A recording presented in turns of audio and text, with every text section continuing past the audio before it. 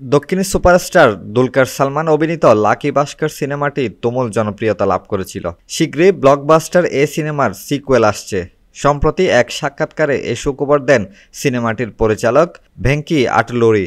তবে এখনই সিনেমার কাজ শুরু হচ্ছে না বলে জানিয়েছেন পরিচালক। নতুন সিনেমার কাজে ব্যস্ত সময় কাটাচ্ছেন এই নির্মাতা। হায়দ্রাবাদে চলছে নতুন সিনেমার শুটিং। সেই সিনেমার গল্প নিয়ে কথা বলতে গিয়েই লাকি ভাস্কর ২ এর প্রসঙ্গ উঠে আসে। আটলুরি বলেন, হ্যাঁ, লাকি ভাস্করের দ্বিতীয় কিস্তি নিয়ে আমরা এগোচ্ছি।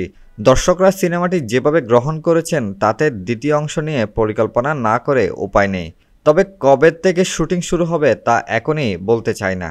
দুলকার সালমান, মীনাক্ষী চৌধুরী, রামকি ও সাই কুমার অভিনীত লাকি ভাস্কর প্রেক্ষাগৃহে মুক্তির পর দর্শকের কাছ থেকে দারুণ সাড়া পেয়েছিল।